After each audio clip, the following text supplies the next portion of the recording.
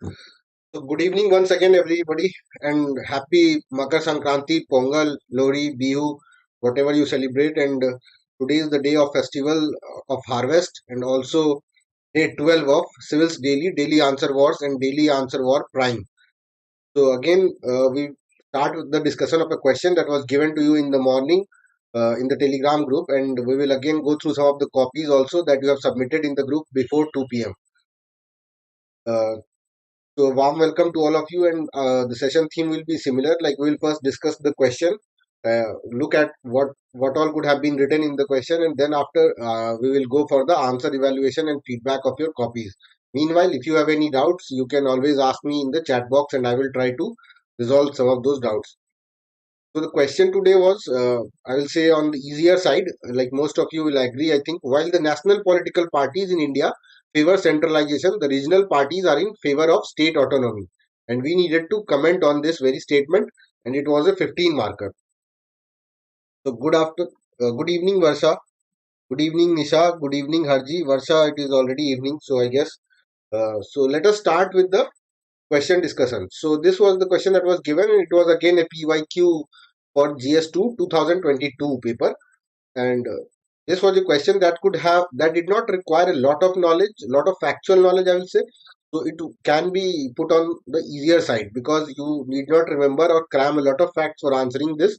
If you are a regular reader of newspaper, and if you are like genuinely interested or have at least some interest, you follow the news and have some interest in Indian politics, I think you will be able to answer this question quite decently.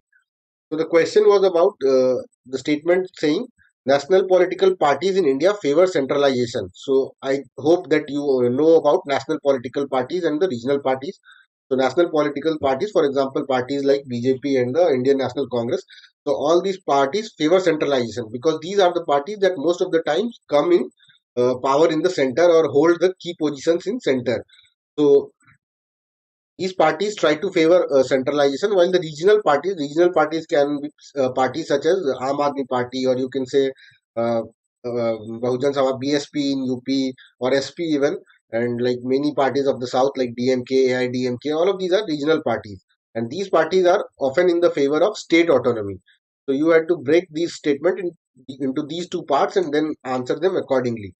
But first, as we have been doing so far, we will start with the introduction. So here in the introduction, you could have talked about India being a federal state, but tilting towards the union, as we have all studied in the when we study about the constitution, we understand that India is basically called to be a quasi-federal state. That although the makers provided for India to be federal with separation of powers between center and state, but still it has a certain amount of tilt towards the center. So you can talk about that. Otherwise, you can just go about talking about centralization as well as state autonomy. So one of the many ways in which this introduction could have been written is like this. So in India, powers are divided between the national government and the state governments by the constitution itself, and both operate in their respective jurisdictions. So there is a state list and there is a union list. So all of we know that, and all of us know that. So constitution itself divides the power between the state and union. However, it is argued that national parties prefer centralization, that is, concentration of decision making and planning at one unit. So, I have just tried to define centralization here. As I have told you, like in the introduction, one way of writing introduction is trying to understand the core theme of the question and trying to define it. So, here I have tried to define what centralization entails. So, that is concentration of decision making and planning at one unit, that is center, so as to bring in uniformity in the process. Whereas regional parties talk of state autonomy, that is a degree of control over resources independent of any central authority. So this line can also be the linking statement of your introduction and the body. Like I have talked about what they have asked in the question related to that, and in a smart way, I've tried to include the definitions of these terms here in this statement itself. So this was a decent enough introduction. Otherwise, you can go for some generic introductions like talking about federalism in India or India being a quasi-federal state. So all of that can be mentioned in the introduction. Next, we had basically to address two parts. That is, national political parties favor centralization. So we had to give examples or show some events or some decisions that show that national political parties favor centralization. So this was the first part of the body, and then in the second part we had to show some good points or write some good points about how regional political parties favor state autonomy. So once you write these two sections, the answer is more or less complete. After that, you can just go for a way forward to keep to write that there should be a balanced way forward, and after that you can just conclude in a very crisp manner. So that should be the basic framework of this answer. So let us see what we could have written in this. How it is evident that national political parties favor centralization. So, like a lot of times we hear about the talks of simultaneous elections. The simultaneous elections basically means elections to the central and the state level at the same time. So, what this will do is uh, people argue. I don't know whether it will certainly do or not, but most of the scholars or many people argue that doing simultaneous elections will have the effect of central leadership on the state elections. For example, for example, some party is powerful in the center, and people want that party to win in the central elections, so they might end up voting for the same party in the state elections also. So that will help the state unit of that party and help them to get power in the state. So they argue for simultaneous elections at both center and state. So this is one of the ways in which political parties talk about centralization. Next, we talk about uniform policy and rule making. Now, this is a very common example, and you must have written this point. For example, we always hear about news like one nation, one tax, or one nation, one ration card. So, all of this is basically saying that there should be a uniform policy and rule for the whole country. So, that is a decent example of centralization. Also, you can talk about this agriculture reforms bill, the three bills that ended in so much of protest. So, many people argue that the center took on the state subject of agriculture and tried to pass a law on that, and on that basis also it was opposed a lot. So you can talk about that. Next, you can also talk about GST. This is also a very good example that there is a similar goods and services tax applied all over the nation. So that is also example of a centralization to a certain extent. So these were the examples you can talk about. Next, you can mention about union list. So all of us again hear about expanse of union list, like subjects in the union list are often increased by the parliament, whereas state and concurrent lists are going down. Subjects in these lists are going down. So this shows the tendency of national political parties or parties at the center to centralize more and more things. Next is about targeting the public at large. Now, this is a new thing. Like basically, what is happening, I'll explain it to you. For example, whenever we see welfare measures are delivered, like loan waivers or something, for example, PM Kisan, so the central government basically gives money to the parties at the public at the local level. So, what they do is, with the help of technology, they try to convey that it is the central government that is doing the welfare for the public. For example, you can see like in every scheme or everything that the central government does, a picture of Modi ji is pasted. Just for example, I am telling you that we see all of this. So this implies the centralizing tendency of the central government. Like they want to take credit for all the welfare delivery, and this has been aided by this technological change. So significantly aided by technological change in the ability to provide direct targeted transfers to citizens. So they provide this transfer to citizens. They basically bypass the state. No need to give the money to the state and then the state will transfer to the citizens. So that is not happening anymore. Directly, the central government, with the help of technology, is transferring the money to the citizens, and also along with this, conveying to the citizens that uh, it is the political leadership of the central party or the national party that is doing it. So this is also a centralizing tendency of a sort, you can say. Next, we can talk about intra-party mechanism, centralized intra-party mechanism. So there is a culture of like high command. We keep on hearing about high command in news. So whenever parties like Indian National Congress or BJP come in power, we hear about high command culture. That even the uh, tickets are distributed on the basis of what the central leadership wants. Like what Modi ji and his core team wants, or you can say Amit Shah or some members of the top leadership, what they want, they try to give tickets according to their whims and fancies in place of giving tickets to the deserving candidates. So that is the example of centralization done by national political parties.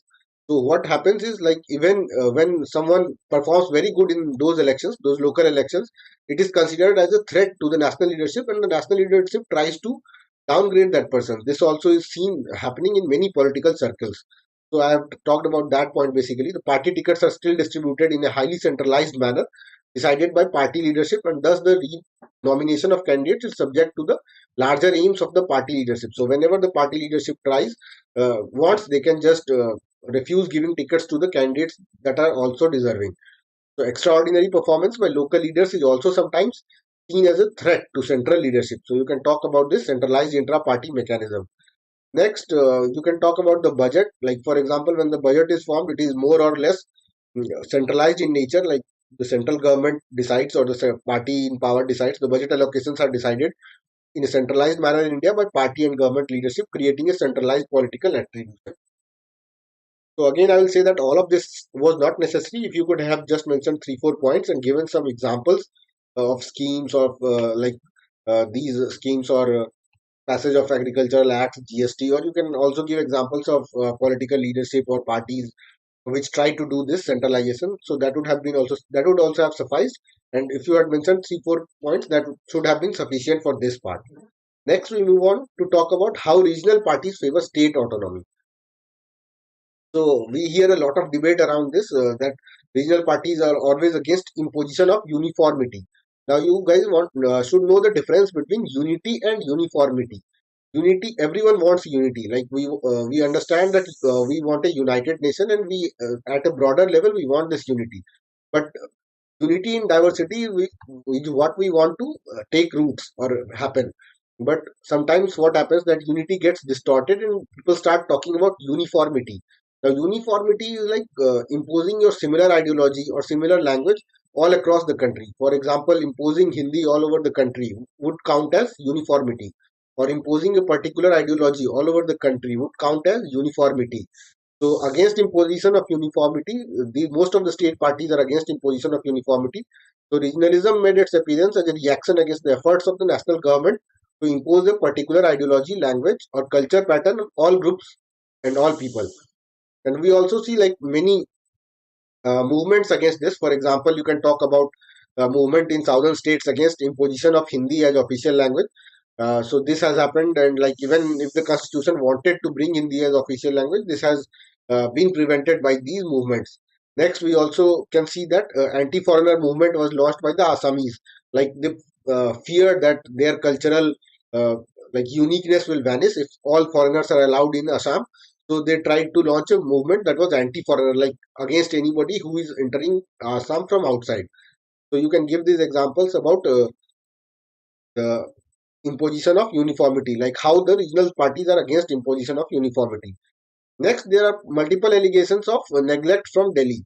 So we always hear about Northeast leaders, uh, or even leaders from southern states, or states like Bihar also, that they argue that they are being neglected from central leadership, or funds are not flowing to them, or in the amount they deserve, or even they are not getting the attention in the amount they deserve.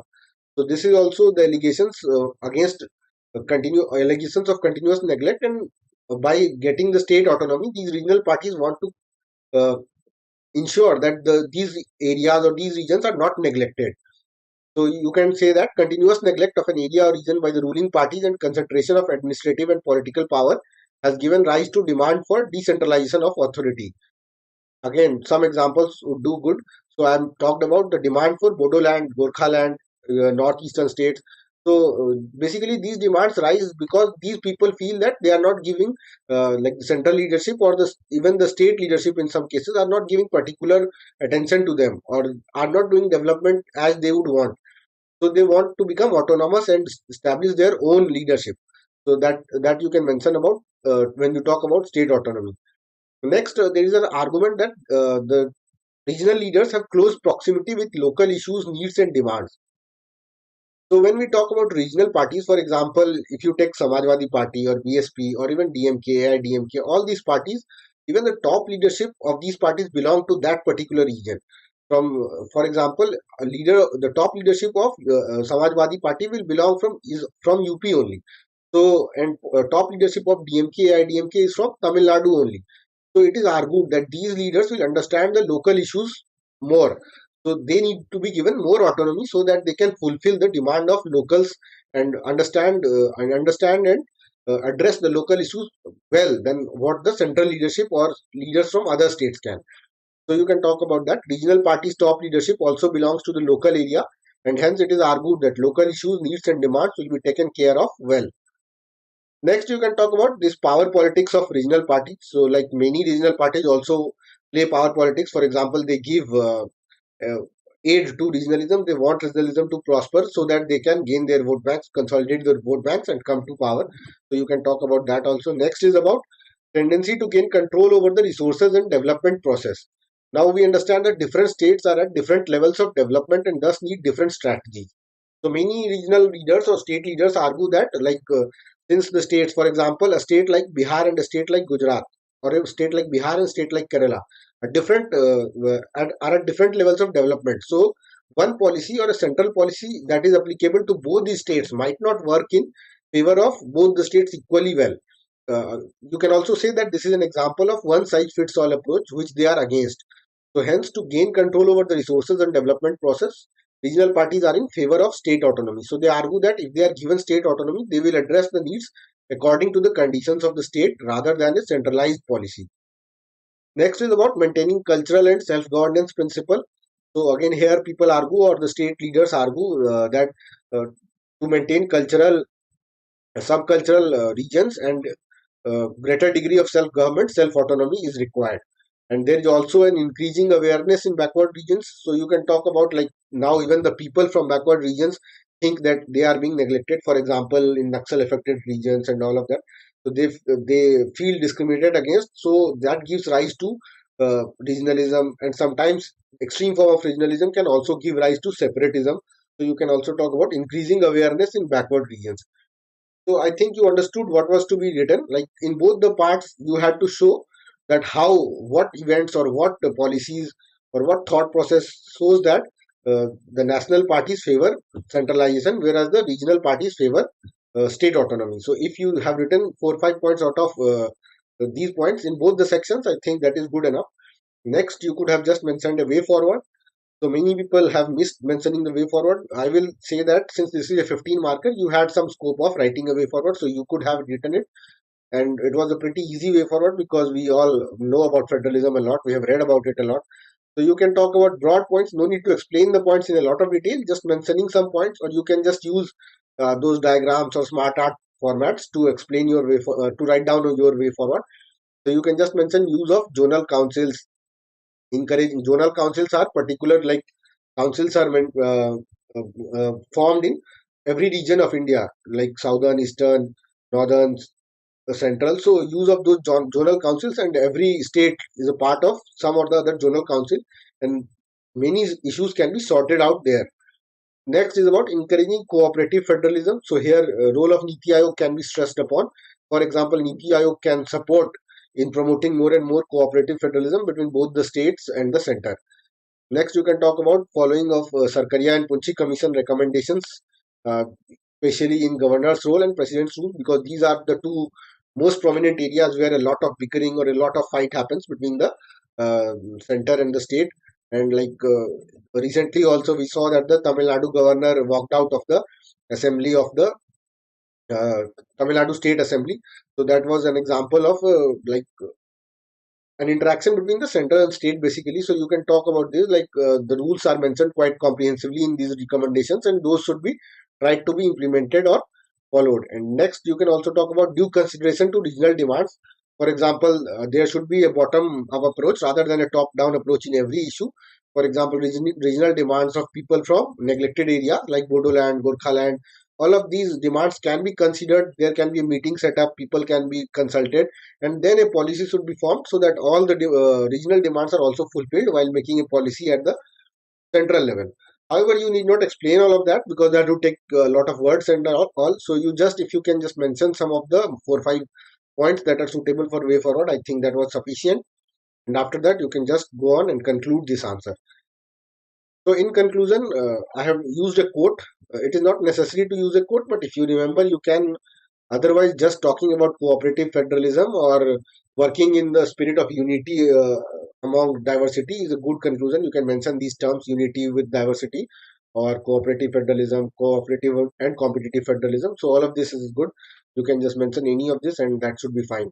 What I have mentioned is the need of the hour is to work in tandem with the spirit of Team India.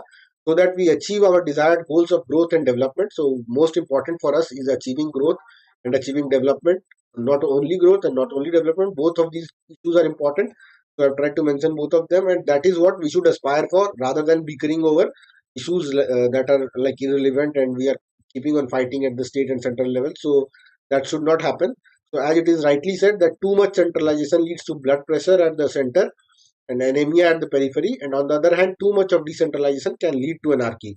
So we need to find a perfect balance, or you can say a balance between over centralization and over decentralization, and that should be the way forward for our country or our federal structure.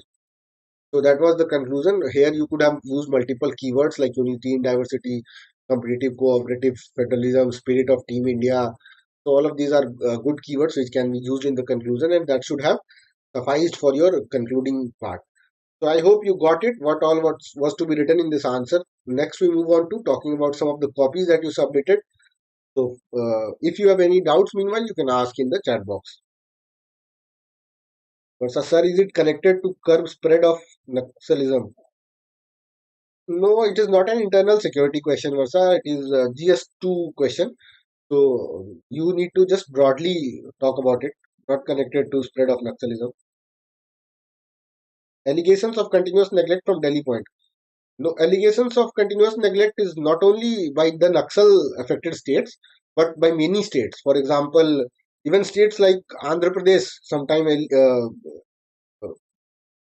make allegations of like neglect and ask for special status, special category status. States like Bihar or mostly states like Northeast, all of these states like give an argument, or you can say the scholars or the many like prominent leaders from the state argue that they are being neglected and they are not covered. And we can see this also. For example, if there is a flood in say Assam, we don't see its coverage even in the media for that matter. Whereas when there is something minor happens in Delhi or in the central areas of the country, it is very much prominent and highlighted. So you can understand that feeling. Like people argue that they are not being taken care of well. So that is what I have tried to talk about. So hence they want more state autonomy rather than totoing like to centers policy or centers dictatives. So you can talk about that. Next, we start with Anirudh's copy. Let us see what he has written. Constitution of India preserves the division of powers between center and okay, but due to national parties who are mainly at power in center, regional parties nominally at power in states have different principles regarding their policy making.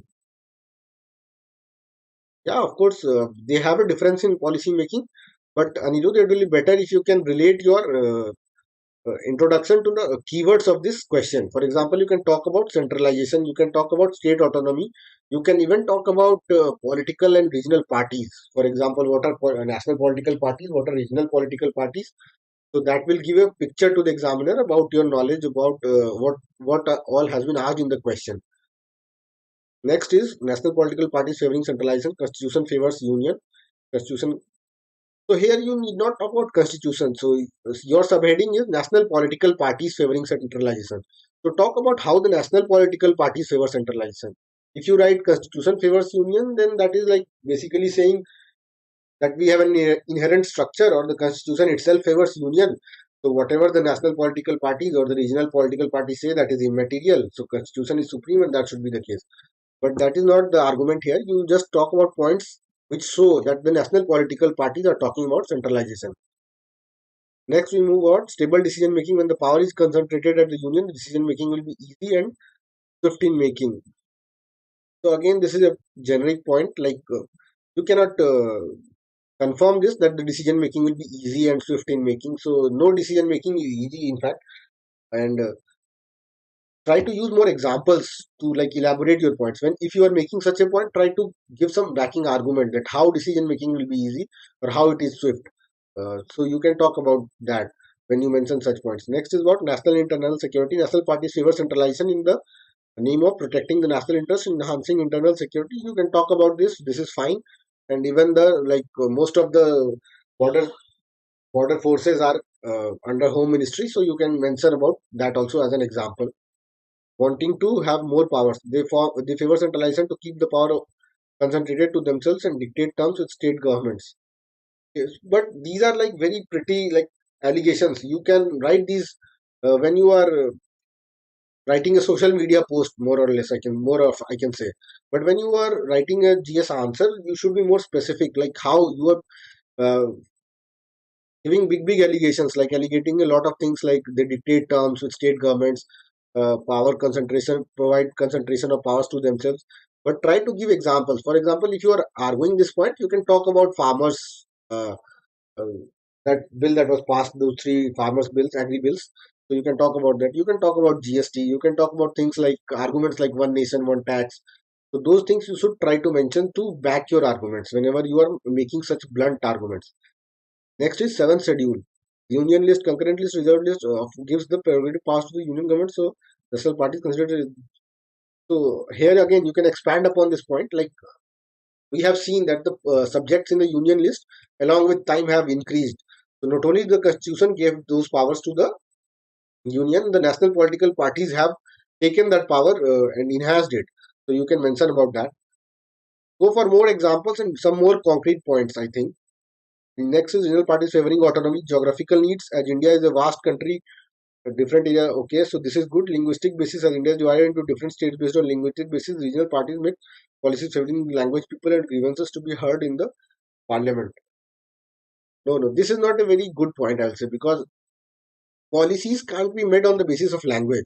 For example, you might have a soft corner for the people speaking the same language as you, but whenever policies are made, you can't say that the state is making policies for a particular language people. So that will be a grave allegation against the state government itself. So just try to mention that they want to preserve their cultural identity. So that is a better point.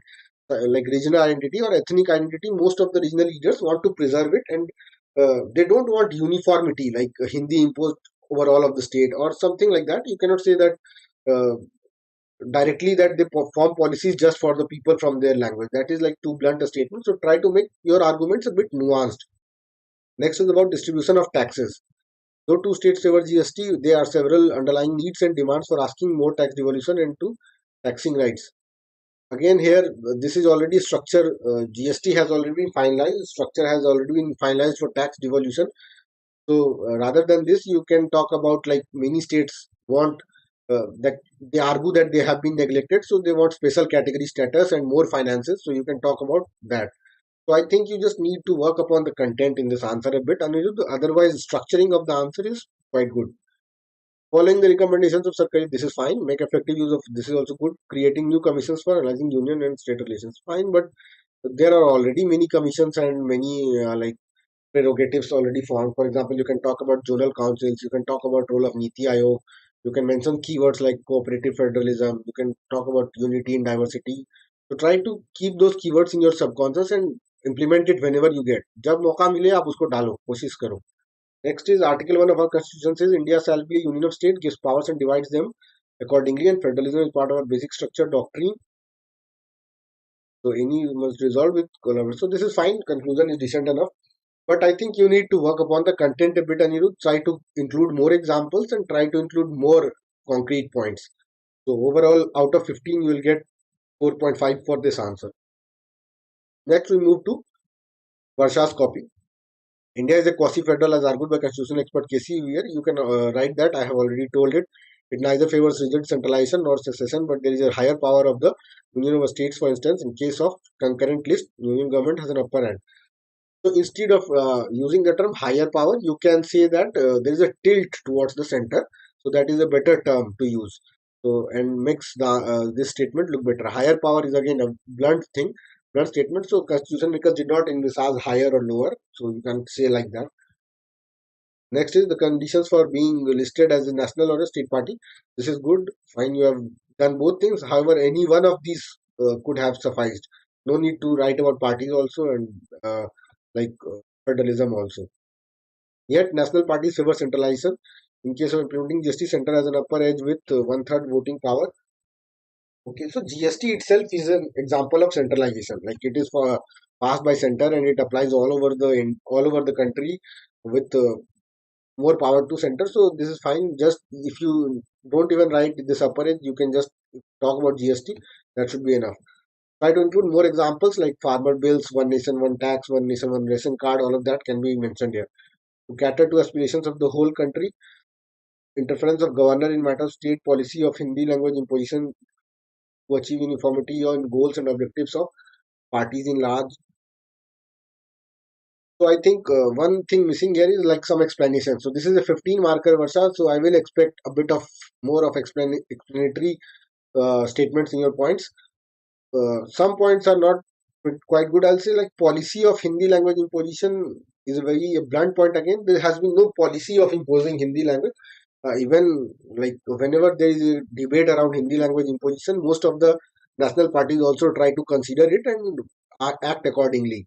But you can say that there has been a tendency by some elements to like make Hindi the official language, and that can count as a policy of uniformity. So you can broadly, in place of just talking about language, you can talk about policy of uniformity, and not only language, it also is about ideology. For example, in recent times, we see about the Hindutva ideology being propagated all over the country, and many people even were talking about it quite brazenly. So you can talk about it like there in many aspects, policy of uniformity is seen. Interference of governor in matters of state is again good. You can give some examples here to make this point better. To cater to aspirations of the whole country, this is also good. Again, here you can make give some examples. For example, you can talk about direct benefit of transfer. So what the center is doing, they are bypassing the states and giving benefits directly to the people through the use of technology and claiming credit also. For example, you can see the picture of Modi ji pasted on every scheme in India. So that is example of centralizing tendency. So they don't think the need of considering the state for the benefit of the people of that state also. So you can give those examples in these points. To achieve uniformity, this is good. Here only you can mention this. So I hope you understood it. Just explain these points a bit in a better way. You have got the core concept right. Just try to be a bit more innovative and include some more examples. Next is regional parties favor state autonomy. So they understand issues of at grassroots level. So this is good and stand for decentralization. They represent the linguistic ethnic identity of the people. Demand of okay. A land border dispute example okay. Reservation in roles. For example, recent reservation in Haryana due to unevenness of development. For instance, southern states are comparatively developed compared to northern. Excessive. So again, here I think some amount of explanation is necessary. For example, in this point, you are saying that due to unevenness of development, southern states are comparatively developed compared to northern. But what are you arguing? Like how this favors state autonomy? So here you can argue that many states say that development has been unequal, and state autonomy would help in making them make the development equal. So you should write that statement also that that is since the development is unequal and there are arguments like more developed southern states states have been demanding more autonomy in their particular affairs. So that is it. Next, after this, you have mentioned about you have just written the conclusion. Excessive centralization leads to demands for regional aspirations. Go unheard. Try to frame the sentence well. I think there is some grammatical mistake in the sentence. Oh no, go unheeded. You have written. Excessive centralization leads to demands for regional aspirations, but still there is some grammatical mistake. So try to correct it. Similarly, excessive regionalism tends to scams and corruptions. Hence, center and state must work in unity for the prosperity of a democratic nation like India. So this part is fine. Conclusion is quite good, Varsha. And overall, I think try to include more examples and give some more explanation because this is a 15 marker and some holistic amount of explanation will be required from your part. So overall, still decent answer, and you will get 5.5 out of 15 for this answer, Versa. Next, I move to Manujanshu's copy. The sui generis nature is deeply embedded in the interest of political parties. Party dynamics develop a new way of interstate and center-state relations, either favoring centralization or decentralization. Okay, these are positive points also. Ease of governance and greater control over socio-political. Okay,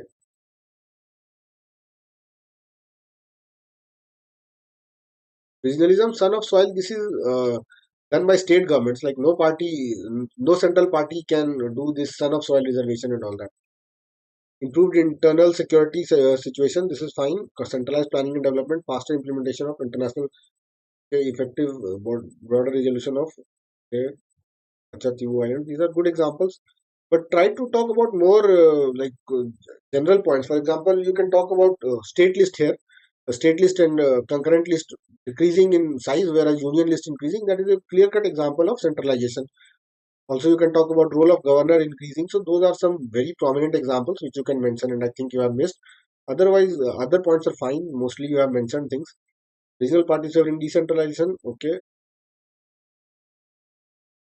Next is fine. Way forward. I think recommendations and all.